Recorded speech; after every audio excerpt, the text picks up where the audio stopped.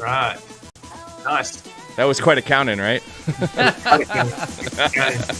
Oh, here we go. How about this part?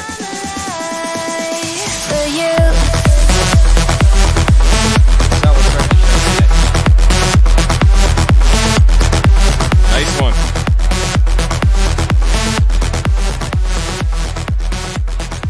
Recently signed from... I would like to call out that. I'd like to call out that on all of the years of doing this show, we've never started off with a full volume banger like that. It's true. I know. It was like it was Usually already we're in like progress. blabbing away, like, whoa, what are we talking about today? Yeah, that was great. So yeah, that by the way is an alumni. That's Mesa and Boss with Sarah. What's her name? Sarah DeWarren and Vorwerk. Nice. Yeah, that one's coming soon on a Coming label soon that on, I know well. Oh God. Very nice. Nice pick up there, boy. Nice one. Yeah. Yeah, I'm good psyched. stuff. I'm psyched that Vorwerk's on it too because he's he was on Finish My Track a while ago, but obviously like legend and big inspiration for Danny and I when we started. So Oh, nice. That's awesome. When you can do that. really Speaking cool. of legends, please meet the lovely panel today. This is Lauren Padman from Vice. He's the vice president of Dimmock Records. I'll get it straight. I promise. One day. Sure. Nick Dietrich from Liftoff Recordings and Finish My Track and the Disco Fries. Let's not forget those dudes. John McDaniel, or also known as McDizzle, a 30-plus year radio programmer from C89.5, best set of ears in the business. Respect. And Love that he's dance been music. using those headphones, by the way, that whole time. So Right. whatever's left of them. They gave And me this these is when I Dope was or in Nope. high school. My name is Hess, and we do this every Thursday at 3 p.m. EST. We have the best demo drop. And what's up? Oh, here comes the cruise. Rimnez Music, Bianca, thank you so much. What's up, fam? We have a lot of really good stuff to play for you today. And I think more is being added as we speak. Oh, there's another one. Look at that. I love when that happens. It's call to action today. Call to action. Yeah. Call to action. So- There's a little bit of room in the schedule. You might be able to fit in some more tracks today. So we do this for an hour. We're going to start playing demos now. This first one is by, I'm not even going to try to pronounce Xsistinz. I'm not doing that. Existing? Maybe? Yeah, I don't know. But the song is JB called should be on Celeste. Jeopardy. Like, Yeah. got that answer quick.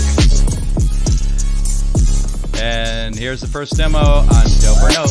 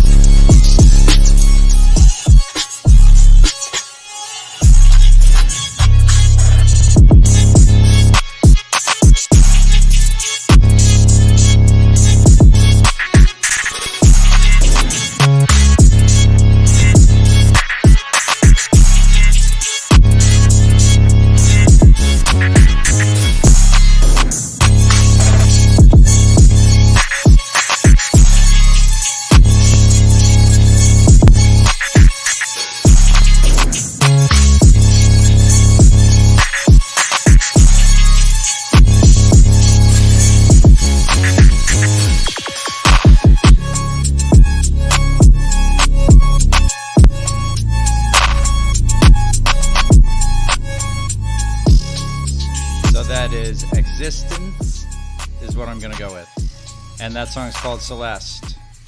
This is a little out of my wheelhouse. I don't I'm know just about doing you. it. I'm doing it. Are you belling? Go ahead, Nick. That gets the. Oh, you didn't hear my bell. Are my bell. settings off? Yeah, your settings are off. Oh Wow. Come no! on, man. You're trying to bell it? Okay. Impressive. Hold on. Well, then that means that. But not a You- judgy comment there, Lauren. Not judgy. No, I'm just judging him on his delayed bell.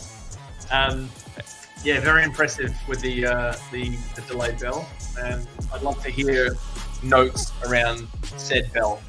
To be honest, I don't have a lot of notes on this. So before dance music, all I produced was hip hop. Like when I started producing, that's all I did up until I met Danny, and then he showed you the way. He changed my trajectory a little bit. Awesome. But I still love it. And trap records like this, to me, they float between being a hip hop record and a trap record because it's kind of a gray area. But this, if you put a rapper on this, it's out of here tomorrow. I think this record's super dope. This lends itself more to a vocal to me than some of the more sound design heavy trap records, which clearly like the synths are the focus and it's more melody driven or whatever. This has so much space in it that I think you could put a vocal on it and it would be out of the park. But I love it. I just fall into this little private sort of like, it's so linear to me. That's why I think I like some more, like the dubstep stuff is so dynamic, and you know, or at least the ones I listen to. And when I hear something like this, it's a bit linear. And just like even looking at the file over the course of the whole piece, you know, it's definitely similar to that. There's not a lot of dynamics going on, but you know, obviously it's just a track. But it's a good track. Welcome to hip hop, George Hess. Welcome to hip hop indeed. Yeah, that's just generally how it sounds. Also, little known fact: I worked for 5 years, straight hip hop. Wow, I didn't know that. Yeah, but not just hip hop, Southern hip hop. So like crunk, all this stuff. And I was going to like Birmingham and all these places. And at the time, I had a ponytail that went down to the I remember my pants. Yeah, wasn't a short ponytail. No, it was a no fooling around ponytail. So and I wore a bolo. So you can imagine me going into places like that. It was pretty interesting. You have lived so many lives. It's unbelievable. Can't even tell you. And those are the ones I remember. Linda's called you Hip Hop Hess, and I really like that name. Yeah. Lauren, what do you guys think? JB, what do you think? I don't know, like if this lends itself to a dance panel, but I'm curious. It lends itself to a panel that likes and recognizes good music. This is heavy and chunky. These are usually words that are used to describe me. But I totally could hear a rapper on this. When you said it, I was like, of course, that's exactly it. I really loved the headphone action back and forth on some of the different parts. It was very delightful. So yeah, I mean, it kind of sounds like it's got a lot of suspense in the track. So it kept it pretty interesting for me. Yeah, it's for me, it's hip hop, but it's electronic hip hop, and anything electronic hip hop is trap. Generally speaking, and yeah, it's an instrumental to a hip hop record. So I think it would be cool if you played it to a rapper who like knows this this tempo and sort of like chilled, relaxed, long beats. It sort of feels like it's running in halftime, and I'd be really interested to see what comes out of it. It's a really good bed, bed that's been I think it's been distorted, or not distorted, but blown out on purpose in lots of places. Oh yeah, I wasn't even trying. Yeah. I was only three-quarters up.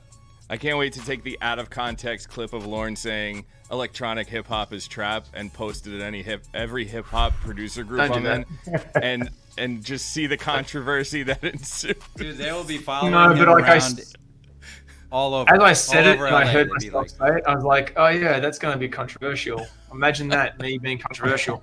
Also but it's true. certainly not a golden rule. It just means like I'll instantly call myself out so that it is in context. I'm from Australia. What the hell am I going to know about hip hop?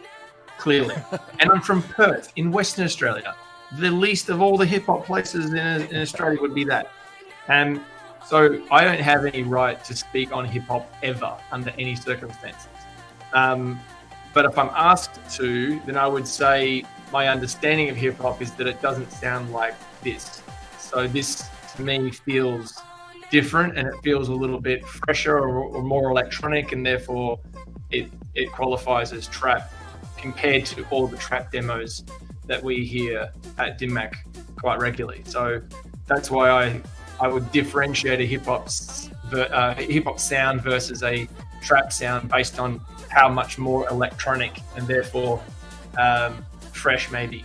It's probably in the hats. I'm not sure.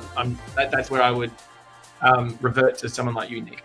Yeah, I'll just give one final thought, and then we should move on to the next demo. And Danny and I were dealing with this last night. We were going through some demos, and you don't know the intention of what the producer's making on this show or any other show that we do, and I think that's important. So, not knowing the intention, if you wanted this to be a hip hop record and ultimately put a rapper on it, I think you achieved, and it's fantastic. And I would say that is the path you should take with it. But if you wanted it to be more like a club record, a trap record that evokes energy in a drop, it's going to need a focused drop for that to happen. So I think knowing like what your target is important. That said, if you happen to land on making a hip hop record, I would just go with that and finish this one out. It's really dope. Yeah. I agree. Shall we hit the next one? Let's do it. All right. Let's see who we have. Oh, Sam Saunders back, and this one's called Numb. And Sam always does a lovely job at giving us the Dope or Nope edit. So let's jump right in it. All right. This is Dope or Nope and Sam Saunders.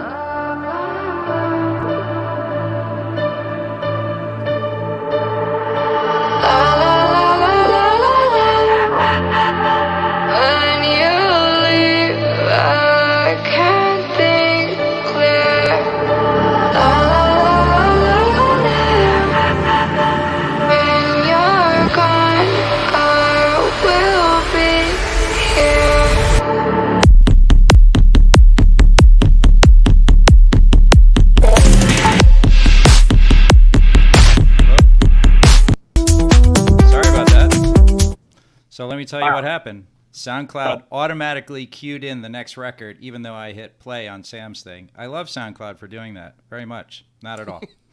So this is now Sam Saunders. Wait, pause for a second. What was that last record, too? Wait. You just played a really long amount of a record. Are you saying that that's a queued record that is in our show? Because if it is, we should just talk about that. It's not. That was Whipped Cream. Oh, great. Well, I love her too. She's awesome. She is. It's super dope. And but also that checks out. I love how SoundCloud just like cues in whatever they freaking want to sometimes. Yeah. When you hit play. I'm like, where do you turn that off? Not strong. Anyway, so now back to Sam Saunders. Thank you for that little Whipped Cream demo. That was good. Yeah. Nice exactly. One. That's actually a release. Everybody in the chat loved it too. Yeah. This one is called Numb.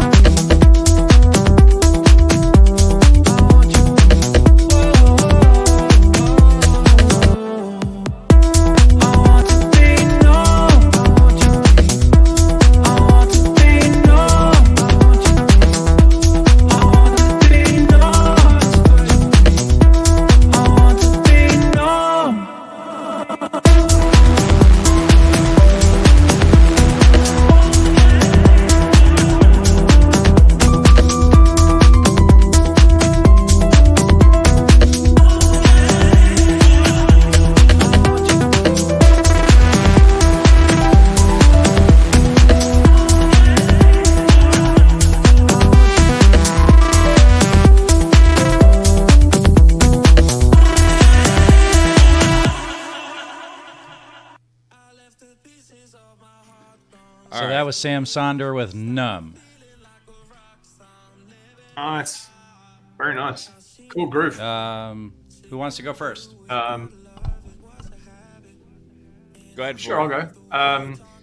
Really cool. I like the vocal hook. I think that will be quite memorable, the I Want to Be Numb vocal.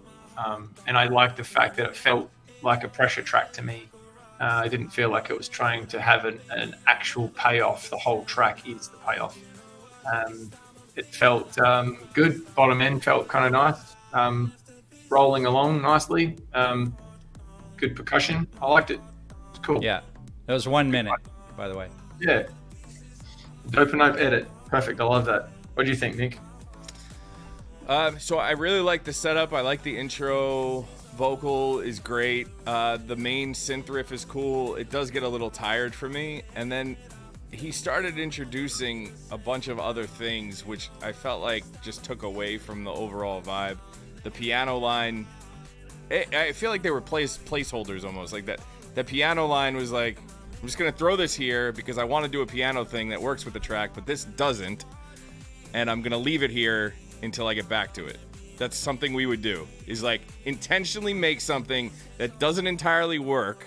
Yeah. So you have to swap it out. Yeah. And that's what that piano line felt like to me. It didn't complement anything that was going on. So Right, I could right, do right. without that.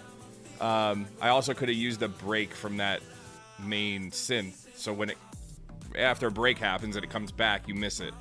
But overall, I love like the bass line was great. It had a nice bounce to it.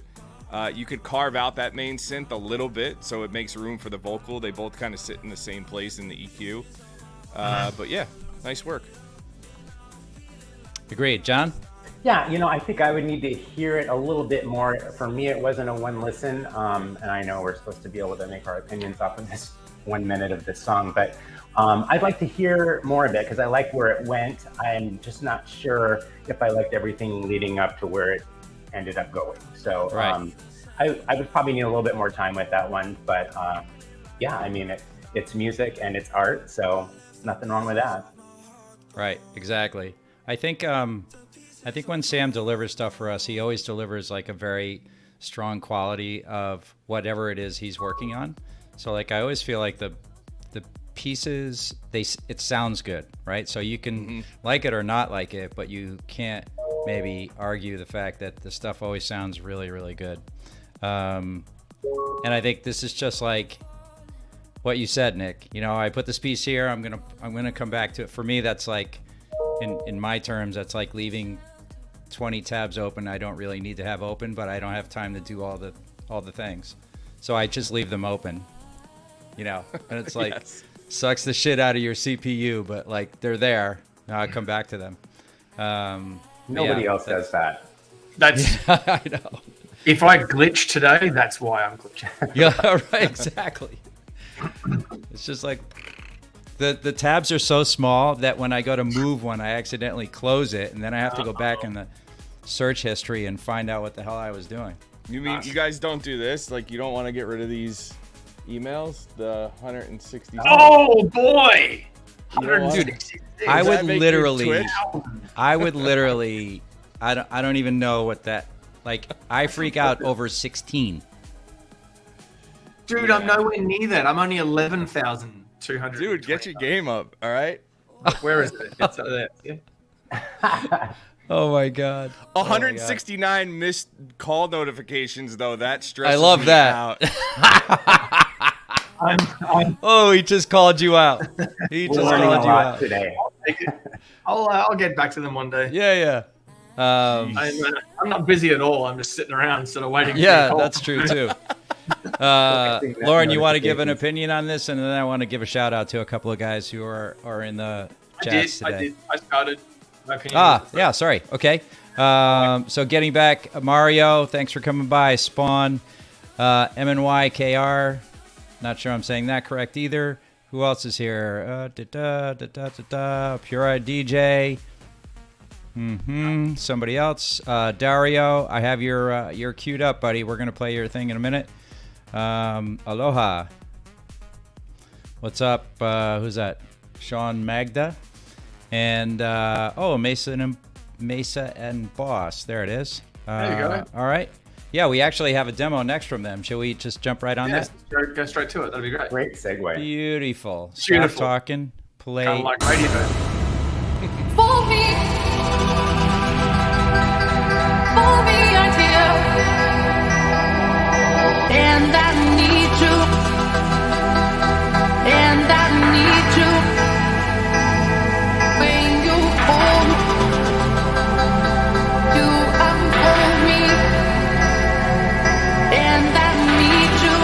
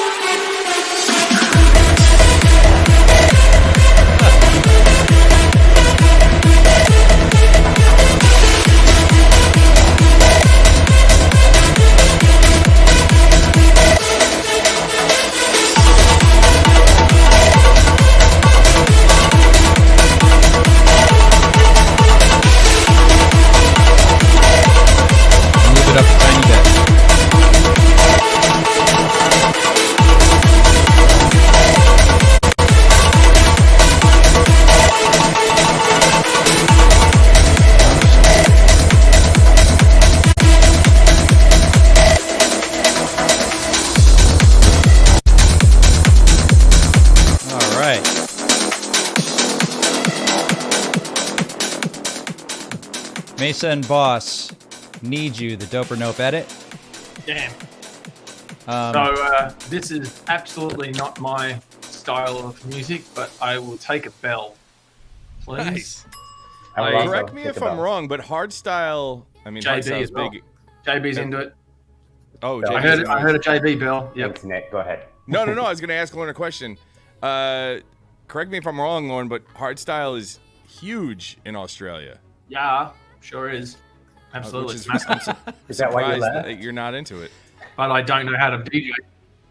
I don't know how to play it. I mean, I used to go to gigs with that BPM when I was 18, 19, 20 sort Right. of thing.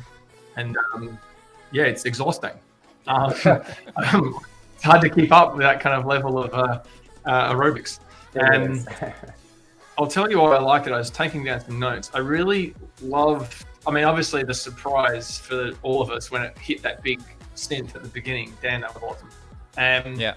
When the drop came, it kept going with the lead, but there was like a wood block in the background that was pitched down. It had lots of reverb on it, lots of room in it, and it was like the wood, like a hollow wood block was about the best description I can give it. And it was awesome. It was so cool. And then halfway into the drop, where you need a change, it pitched up, and I'm like, genius! What a great idea, pitching up the wood block.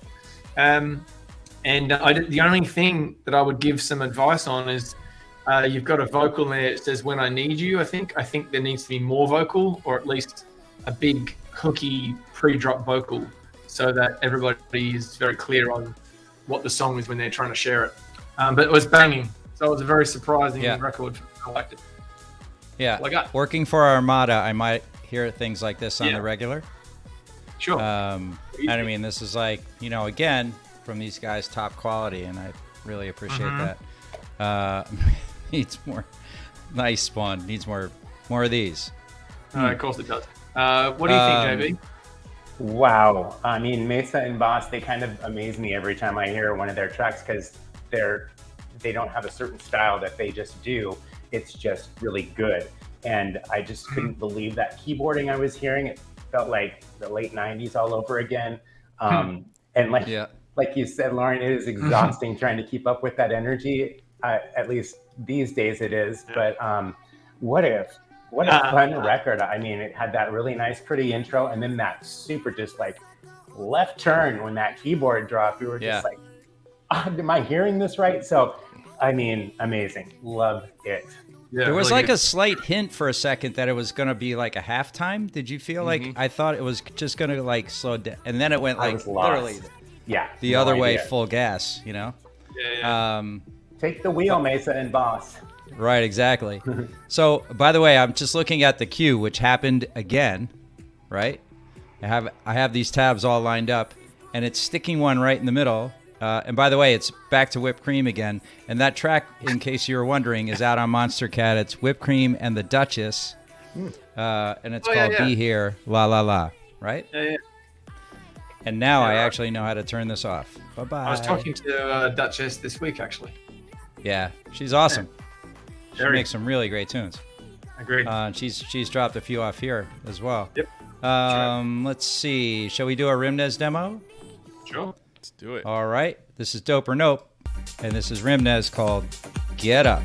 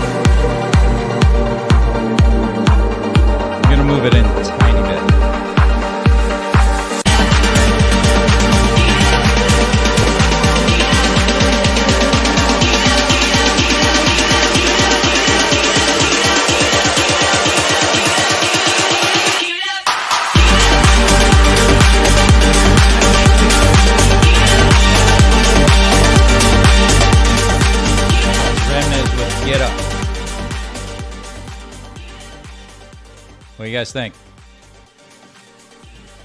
Can I jump in on this one? Go for it. I think it's really interesting. I really like lots of elements, but I think that in the drop there's either one or too many things. There's like before you said I'm going to move it up, you said that when we hit the first breakdown, and there was an engine noise that was winding down, and I wondered if that was in the drop wound all the way up, and it was just in the high mids, and it was getting in the way. There was some background foley that was had like an engine noise sound in it that was getting in the way of the drop, and I think that it took away from the clarity. And I also know that in a drop you're only really meant to have one or maximum of two melodies or things going on, so that the brain can focus on what is the thing. But it was just a little bit messy. However, you mute one of those things, whichever one it is, you find it, mute it, whether it's one or two, and your song's gonna be instantly way better. Everything else wasn't so bad to me. I mean, the arrangement, sure, but it was I think for what it was nice. Yeah. What do you think, Nick? Am I tripping here? I mean, you hit the nail on the head. I couldn't tell if that main drop sound, it sounded like a little washed out and overly wide. Like it felt like it could be tighter and side chained a little more to marry it into the track. But you're right. Like I loved, there were tons of individual parts where I was like, that's a cool sound. That's a great sound. All the pieces are there. Just how the puzzle's put together is a little wonky. Yeah. But assuming this is just a demo, I think it's in a really good place to, kick it down the line a little bit more and refine it. Yeah. Somebody said Swedish House Mafia. Oh, Spawn said Swedish House Mafia vibes. I kind of hear that. It's got like the Kreider, Tom Starr type Latin influence. Yeah. Right. I feel like it could be a really playable club tune. And I like that little Feel It vocal sample. That's cool too. Yeah. Yeah, all the parts are there. It's just kind of getting them married in would be great. Ferrari said build was louder than the drop. Automation to lower it would make the drop more impactful. Yep. It's a great trick. Yep. So what do you think, JB? I think it was also great. I'm going to echo kind of what you guys were saying. It's just that it felt like there were maybe a few too many elements in there that kind of took the focus away from the quality of the track. So, and I love how Lauren can actually pinpoint what he's talking about. There's an engine sound that is trailing off, and it's like, I didn't hear any of that, but I just knew something sounded weird to me. So I love having Lauren on and Nick on for that reason, because they can pick out, 100%. Every time they name a sound, I hear what they're talking about, but I have no idea what to call it. I'm like, oh, that thing. Right. Oh, yeah, that. So anyway, you know what I mean? That happened. Now I know what to call things. Having to sing it. There you go. And we all appreciate that a great deal. Good track, Rimnez. Yeah, really great. Good quality record. Just a couple of things. All right, let's do one more before we jump onto a topic. This is MNYKR, Losing My Mind, version 2, and you're listening to Dope or Nope.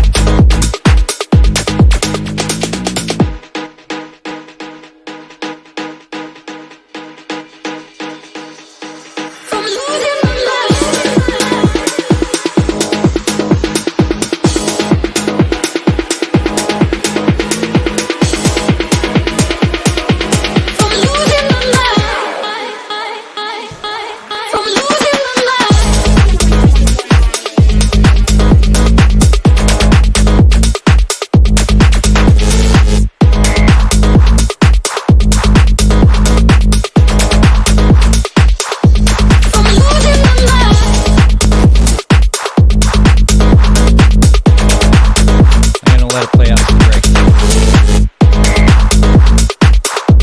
From losing my mind.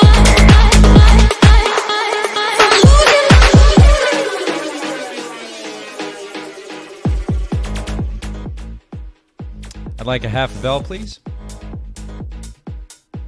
All right. Well, Nick's on mute, so you're getting no bells from Nick. God, got him.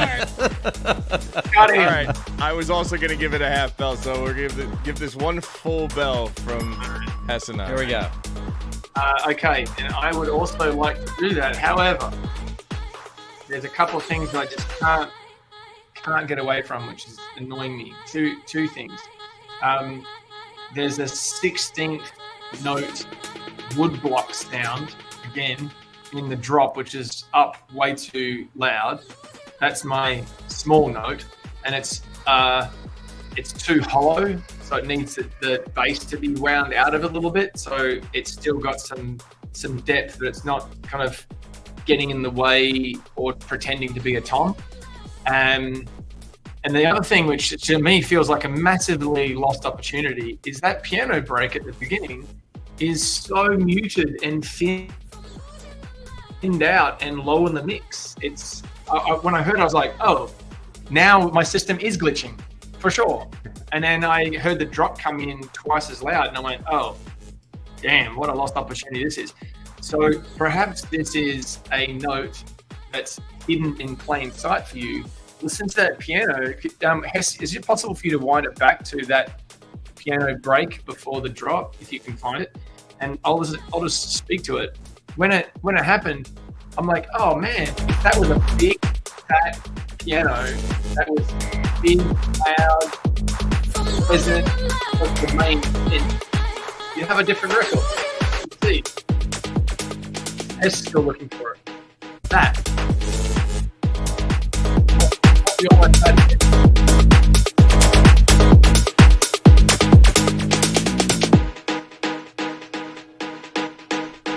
Hey, stop there. That sound.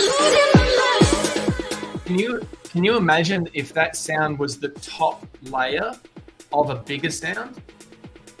Because you've got it. Well, I think if you just stack that with a piano, I think there is a piano under it.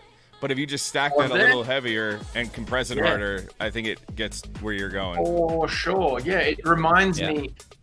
When it was happening, I'm like, wait a minute, what is that song from the 90s that I remember? And I was like, oh, wait, it's 5 songs that basically were doing things like that. And you've got a really big opportunity to make this this feels like the dub mix of the version that you should be making, with a big fat piano just under what you've got there, and you're going to have an amazing record. That is 100% the answer right there. But why the half a bell is because I really felt like it was fun. It was just, I relinquish all the studio duties to you guys, so this is fun for me.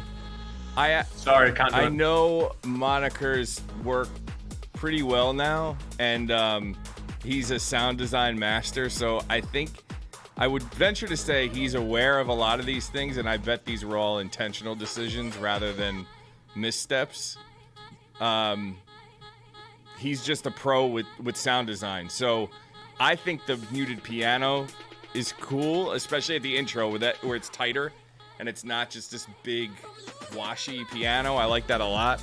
And I'm a fan of that like 8-bit woodblock percussion during the drop. I like that. I think it gives it momentum. Yeah, it's great. It was just a little loud as all, and a little too much bottom end in it. That was a small. It's like lumberyard, but music. Like a young lumberyard music. That's great. With all of our wood blocks. JB. What? Yeah, you know what? This record is just the kind of record I've always loved. It has energy right out of the gate. I even like the little use of the vocal loop, and just like this one is everything I'm looking for. And if I could get a tight edit, I could definitely hear this on a dance radio station. It's such a groove. I can't even come up with another word for it. I just really, really like it. So I will take a full bell. Oh, wow. Because I really think there's something to this one. I'm telling you guys, in my remix head, if you could hear the version that I'm listening to of this song with those big pianos driving the whole record, you'd be losing your mind. It's the version of my head is so much better. It's like, this is already very good. Can you imagine it? Oh my god, it's gonna be great. Is this, Can't wait to hear it. is this a Dimmock record after the Lorne Pedman edit? It could be. Yeah, could be. Sure, I never thought of that. It could be. Is that a Yeah, challenge? sure. Send it over. There you go. Send it over lorneandimmac.com and just say this is the one that you reckon needs more pianos. Exactly. Turn down that wood block. Hey, do do we have a topic yet, or should we just continue chopping wood? woodblock? How's that? Let me see. I asked the crew in here if anybody has questions on Twitch or Facebook, there you wherever go. you're watching from. Yeah. Feel free to drop them in. Now's your chance. All right. Cool. So let's do another demo then. Let's do another demo while they think of questions. Feel free to just This drop them in the is comments. Manny Sapra, and this is called Solace, the extended mix.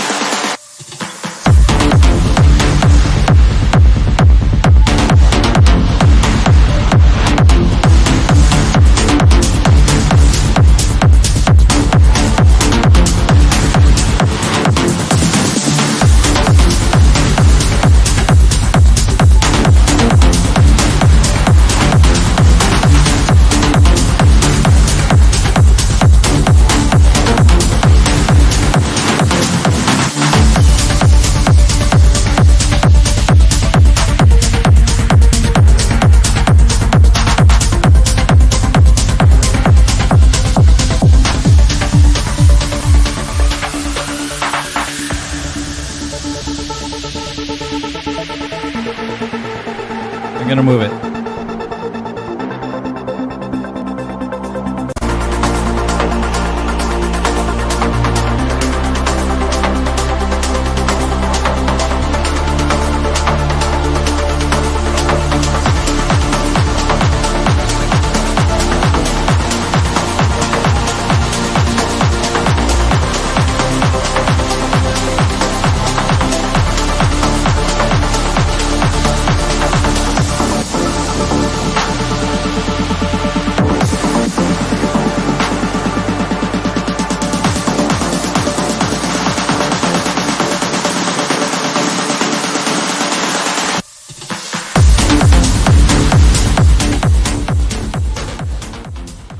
I'll take a bell.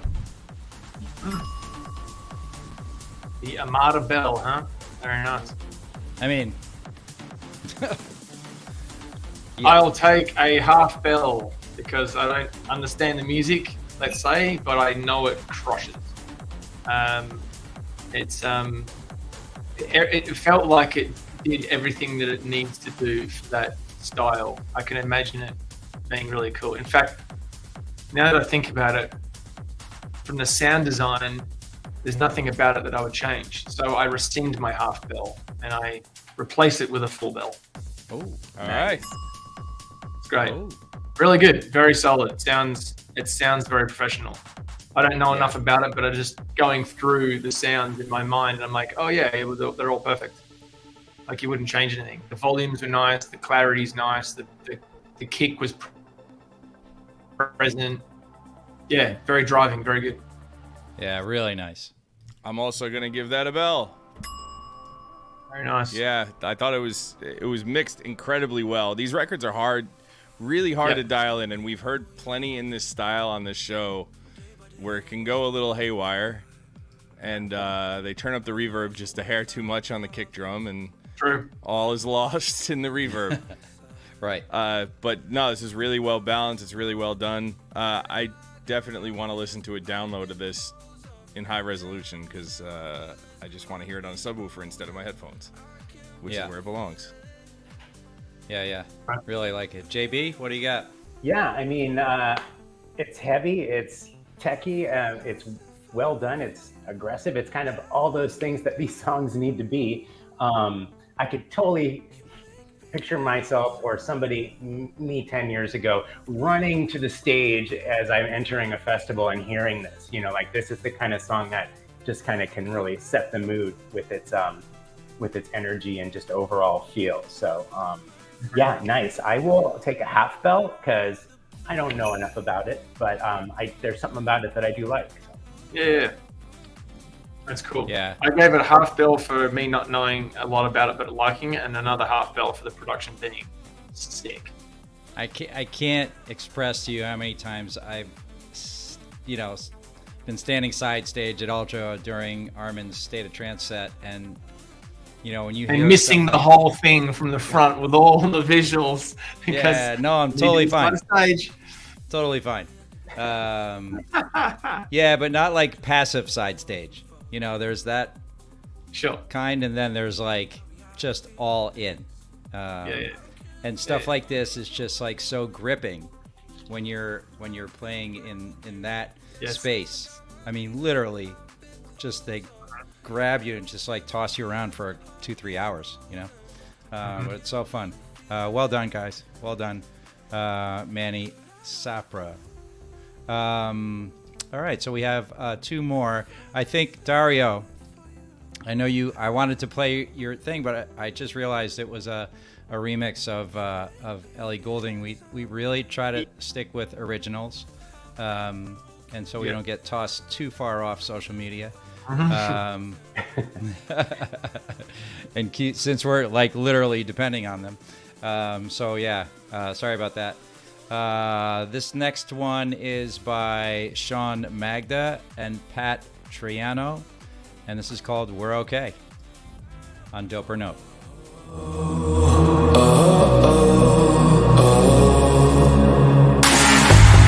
on our own, learned how to fly when they told us to go, and I promise don't ever go.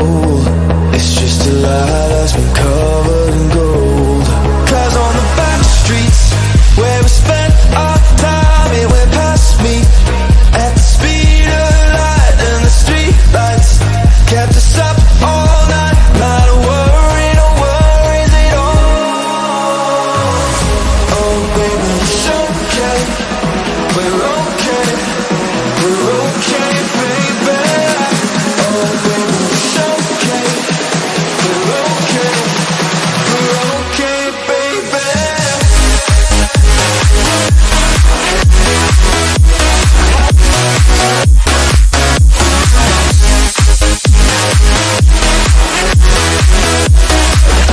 We're okay, baby. We're okay, baby.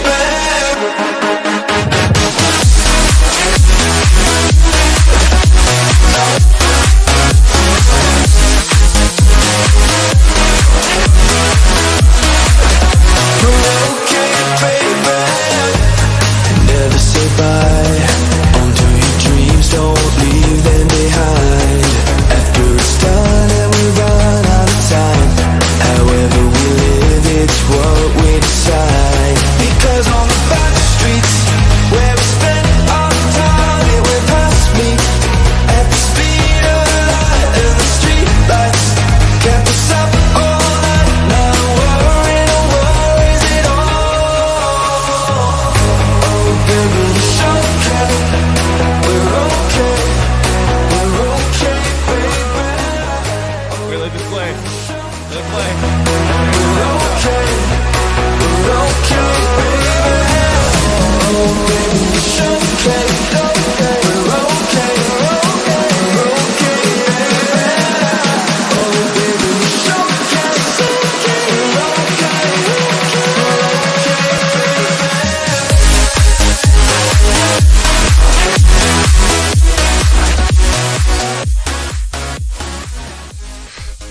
Okay.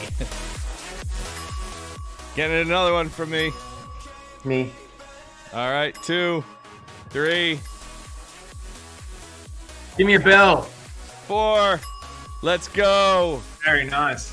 What a record. What a record. The vocals so compelling, and they're very hooky and memorable, and it felt very well mixed, produced, for sure. Was great vocal production. Yeah. I don't really. It's not have signed, by the way. Oh yeah, I don't really have any advice for it. But the only thing potentially is that there might be something in the drop, but I don't know what. It sounded really good, really big, very aggressive, lots of energy, all the things that it's meant to. I wondered if the lead needs to have one of the layers a little more rounded or something, so it doesn't sound as electro. That's about the only advice. The rest of it's just perfect. So I agreed with you on that. That the second time the drop hit, after I'd heard it once, I was cool with it. The first time I was like, I can't tell if this is a quality playback issue or this is the mix, but I do think it is the mix a bit, where that synth, it needs a focus layer lead just to double up the melody line that's suggested in the chords that are happening. And it might already be there. It just feels like a little too carved out. So everything feels just like a little harsh and not quite tight enough. But I can't tell what's happening on playback, and we're playing through StreamYard, so some things get affected by that. But I do want to hear that melody emphasized a little bit more, and just the EQ work done, and maybe some of the highs in that synth ducked a little bit. They felt like a tad harsh. But that was all I got too. I loved it. Yeah. JB? I loved it too. I mean, I like that it's actually like a real song. It's got verses and it's got lyrics that are clever. You know, they're clever and they're well delivered. So that makes it, instantly a candidate to go on the radio. And this has sort of like that Breathe Carolina feel to it. That's what I thought of. Just very, just really appealing. That's why I gave it that bell. And Right. the song is called We're Okay. They're better than okay. So, I mean, really good. So, Yeah. I just a bell, man. I have like zero else to say about it. Well done. And thank We've you said for it sharing all. that with us. It was really, really good. Yes. Once again, that's Sean Magda and Pat Torino. We're Nice okay. work. Last demo. You ready? Let's go. This is Vendetta and Luthien, and this is called Only Human on Dope or Nope. Wrapped in accepting the design, but I'm back down. Just so much pressure, I feel confined. 'Cause I've seen all the endings that burned in my mind. I'm stuck on the concept of wasting my time. I'm through with this cycle, I've turned every page. No matter the struggle, it still ends the same. 'Cause I'm only human if I'm only human. Can I love the feeling of being so damn alone? I'm only human if I'm only human. Can I love the feeling of being so damn human after all?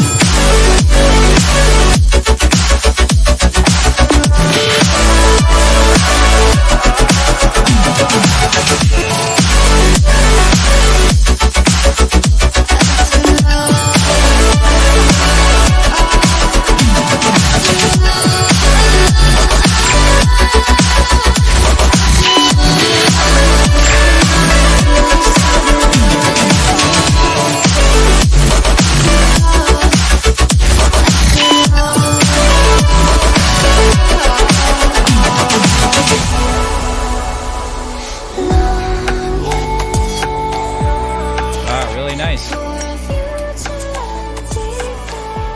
Really good. Who wants to go first on that? JB, take it. okay.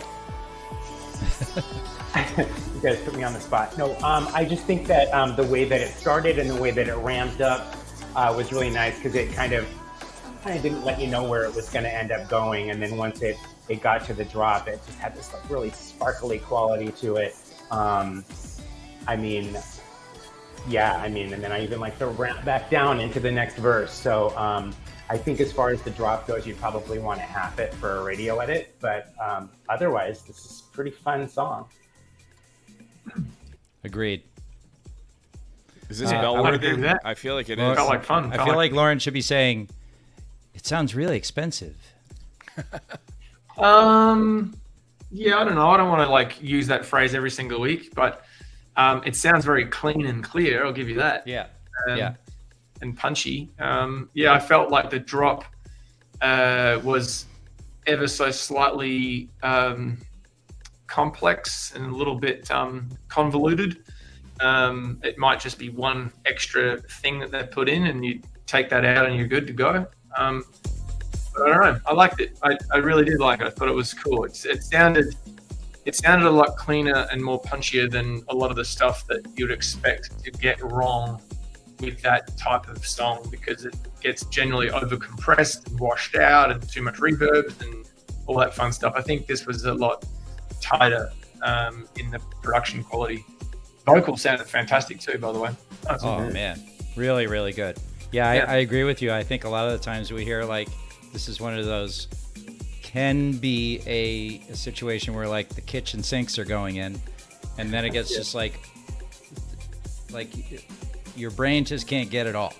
Like we have like so much that we can actually hear, and then the rest is just like in the background. Right. But this was like very decidedly, they kept things within these boundaries that I think we could like really understand what was going on. Mm-hmm. Yeah, also like the cutaway sounds in these records, sometimes people just don't nail. They might nail the placement of them, but the sound just doesn't work with the rest of the sound set. And they hit the nail on the head with it. I'm gonna give it a bell because I thought it was super dope. I don't think there's any reason not to give it a bell. Yeah. Sure. All right. Yeah. You know what? You're actually correct. Talking me into it. Actually correct. Actually correct. Man. Can we jump to this Rimnez question? Or? Yeah. So while we're just sort of like have some little background music, this is an excellent question on a lot of different levels, both personal and I think from an artist point of view, from a producer point of view, from grinding it through the music industry point of view. I want to steal a quote, and I think it really applies here. In regards to making a song, there's an audience of one. And if you guys can name that book, let me know. And you are that one, right? Probably so the only one, yeah, maybe. The only one you have to please is yourself, right? And I mean, in every aspect of your life, right? Because I'm a firm believer in how you do one thing is how you do all things, right? Mm-hmm. So that's the first thing I would apply there. I don't know what the question is. You guys are seeing a question. Yeah. So it's right here. Oh wow. There we go. So That's a question. That's a question, and yeah, and that's producers aren't the only ones that fit into that sort of question. Well, There's let me just read vocalists. the question for anybody who only listens on Spotify. So the question from Rimnez was, what are your thoughts and comments when, as a producer, you work on a song, it's fully done, you worked your ass off on it, and believe it's an amazing song, but you've been denied by many labels you sent the record out to? Do you self-release it, or keep it on your hard drive and do something else? Wow. I have so many thoughts on this, but Hess, I go ahead, could finish. speak on this for 50 minutes. Right. So just to finish, I would say, as maybe the elder on this panel today, anyway, man, don't ever stop. Don't ever stop. Don't ever give up. I would also say, like, put people around you who are going to tell you the truth. Right? So it's great to have friends as your bouncing board or an associate or someone like that, but like really have them tell you the truth about it. And that is outside of like how you feel about it yourself, right? So there's like, I did this work, I love it, self-release it if no one's going to take it, right? And then there's this other part where a person or persons, or like a Finish My Track, for instance, or a panel like this, where they can say, here is why it doesn't exactly fit, right? That's sort of completely departed from the idea of how much you love the work you've done, and you should, right? That doesn't mean the work is bad or good or amazing or not amazing. It just means like it either fits or it doesn't fit. That's the only thing you need to look at, and not look at it like I failed or I win, right? Getting something signed from a creation, to, at least for where I sit, is a bonus, right? You get this work out of you and then it gets signed, fucking great. It's a bonus. I'll stop. No, I think that's yeah. great feedback.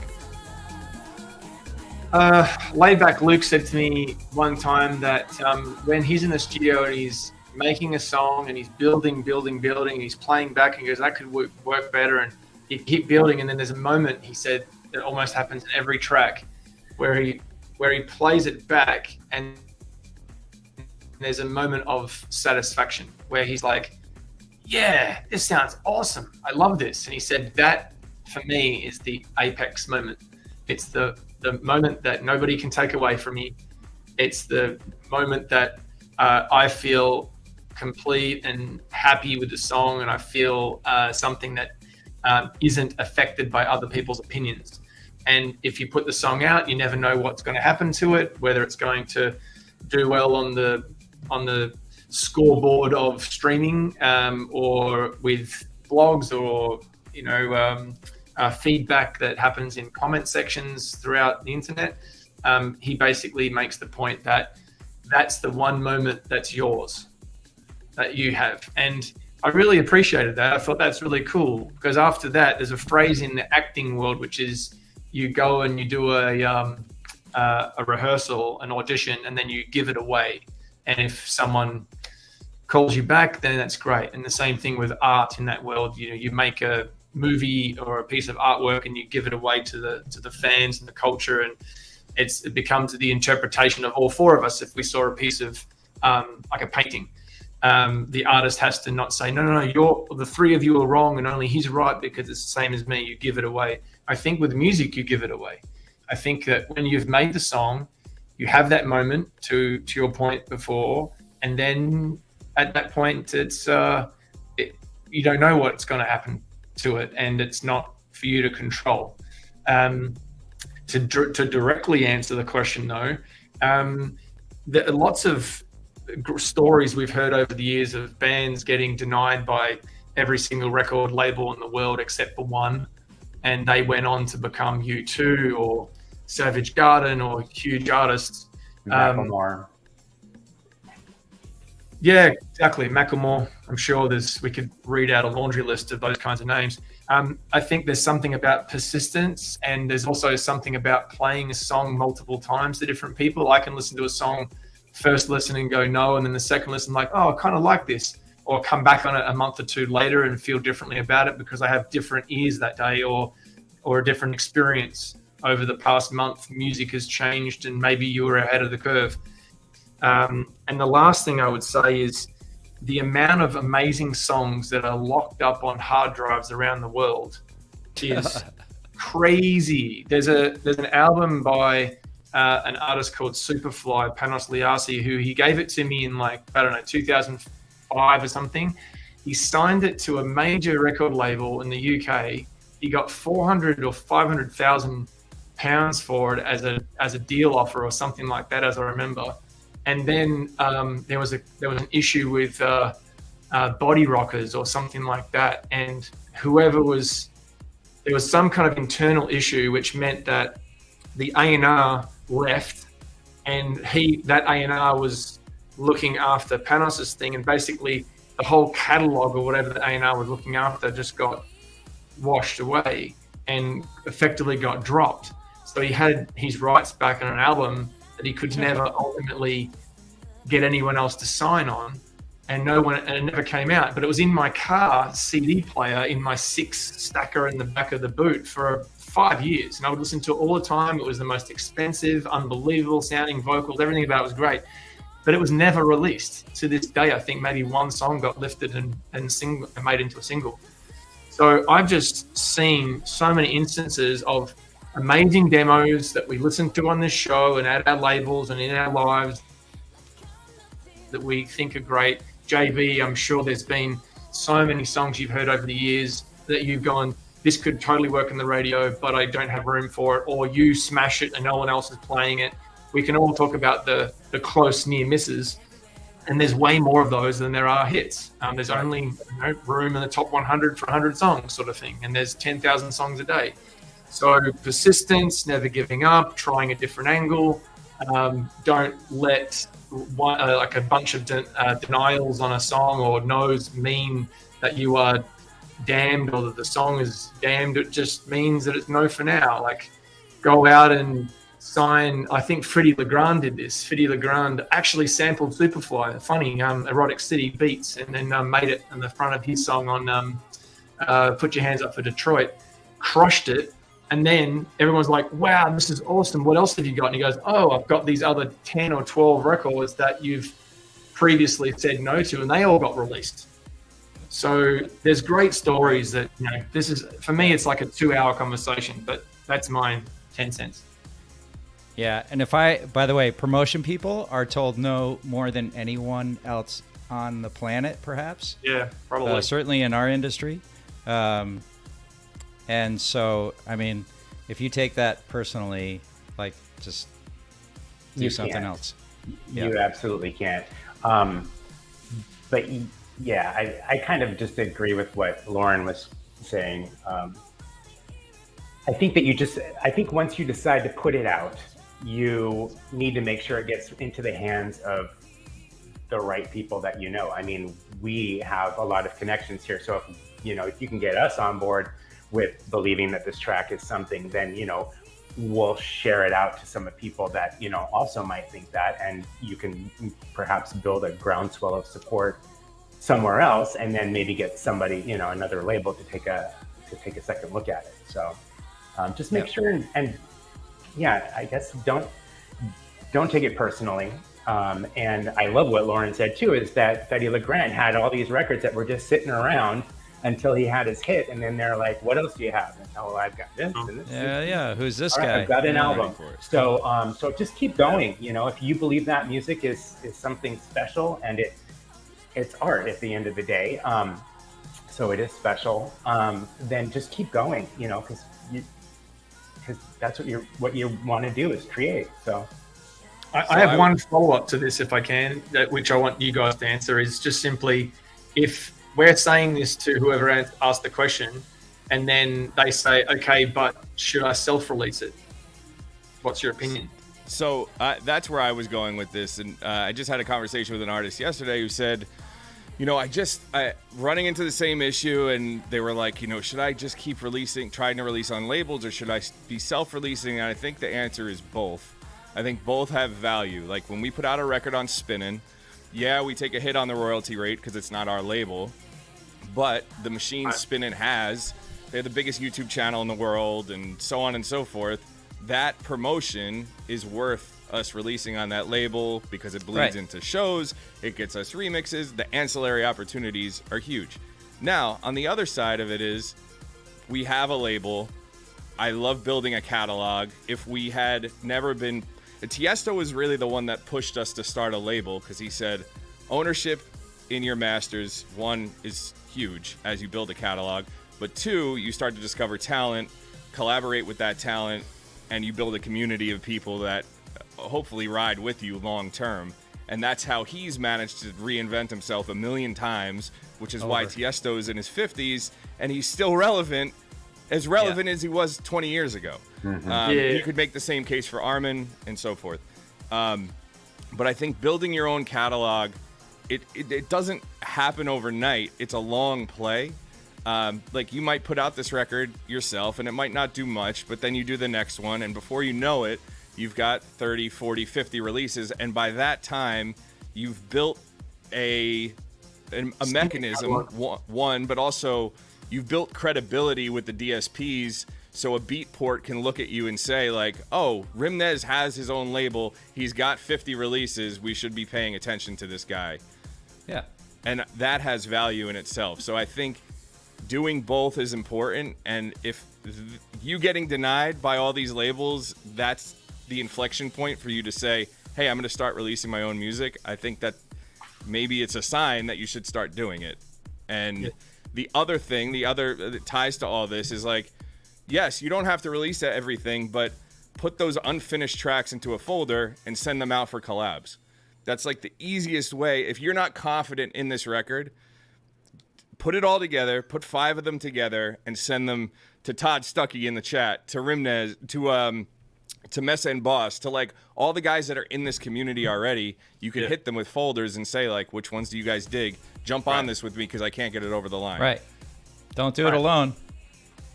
Yeah. Great idea. No need to. Oliver Heldon said that to me when I was interviewing him at ADE last year. And it was like such a drop of knowledge in front of everybody in the crowd. But I'm like, oh, man, what a great idea. He literally says, I don't have enough time because I'm touring to finish everything. I get a song to a point where I think it's good and I could release it. But I think, well, at the moment, I have 100% of the song that's not quite finished or I don't have time for whatever else. Maybe I take 50% of the song and give away it and it becomes even better because I have twice the amount of promotion around it if I give it out to other people and they come up with ideas that I never even thought about before. So I was really taken by that and thought that's a clever idea. And then I noticed that artists like Henry Fong do it all the time. You know, every song that he hands in to us at DimMac is practically a collaboration, but he is just churning through records and they're all fantastic. So what's the problem? You know, collaboration's a great idea. Yep. Well, and Well, then there you it tap is. into, you could keep going on this, but that once you collab, then you tap into other people's fan bases. Yeah, Sure. You get their reach becomes your reach, and definitely. Sure. Yeah, I don't think this is a unique problem to you, Rimnez. I think everybody runs into this, so you're definitely not alone in it. But I think you should take the jump and start self-releasing some stuff. I think it would be, aside from everything else, it's a great learning experience on how to do it and how to screw up things, how to promote. You come up with unique ways to promote. I think it's just a good lesson in the record business. Self-release, yes. Nick, and you guys use a couple of platforms. I know there's Labelworks. What's the other one in Jersey? So Labelworks is a great distributor. We have a system through Video, which is an invite-only platform. Right. We just launched a thing through Finish My Track, so people can actually distribute through there without a fee. It's cool. So we're helping artists out with that. And there are a lot of great distributors, or you could do the TuneCore DistroKid route, but they're pretty hands-off. It's gonna all be on you at that point. Yeah. But yeah, I mean, there's a lot of outlets. There's no reason it should die on a hard drive, though. That's no excuse for that. Right. 100%. Great. Well, guys, thank you Nice so one. much. Yeah, great question, Rimnez. Thank you, everyone, for coming by. Todd, and the very long list of our regulars. We really appreciate you coming by, dropping off demos, giving us some really good information, and in this case, a great question.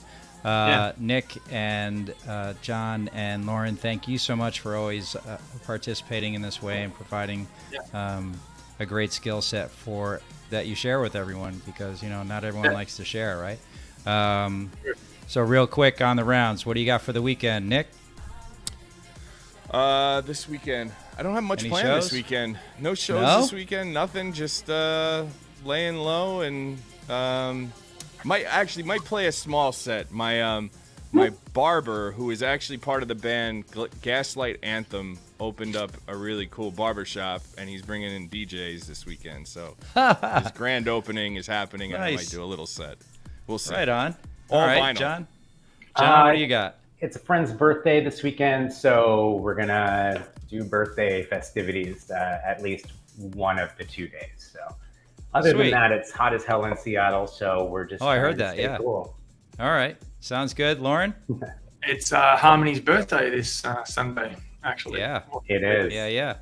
Nice. I am going to try to get through this list of things to do, which are phenomenal and phenomenally long, but phenomenally annoying, because I haven't got through them yet. And Brooklyn's dad is arriving in town in about 2 or 3 weeks, and she basically gives me like a day countdown, like, oh, there's only 111 days until my dad gets here, kind of thing. And I think that number's getting down to a number where I start thinking about cleaning the house, the garage, and setting things up. Right.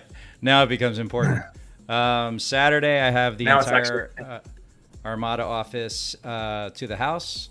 Oh, So I'm gonna don't tell them, but I'm gonna make all vegan food.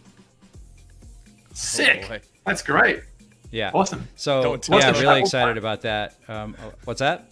What's the travel time for them to get to you? 2 hours. Phew, wow. Awesome. They're going to be famished. I love They'll it. eat anything. They'll pretty much eat anything. Exactly. And then I'm really excited about that because they are, such good friends, and I've been working with them for so long. And then Great Sunday, folks. Great I'm folks. going to Brooklyn Mirage. I'm gonna wear a flat jacket or whatever else I need to get in there. But Steve wow. Angelo's playing, and I'm pretty excited. We're working his new cool. projects, and it's 20-year anniversary of Size Records, so that's kind of Oh, fun. damn. Wow, that Yeah. came out quick. I know. Damn. Working that one weekend. Yeah. So Beautiful. really nice balanced weekend. Yeah. Nice. Well, thanks very All right. much for this, guys. Thanks for everybody watching, too. Yeah. Thank Yeah, you. thank you, guys. Are we rating? What are we doing? Our rating, we're going to, what did I want to say? DJ Ray Domingo. All right. So Well, I'm gonna turn up the music then. Can't see through. Thank you.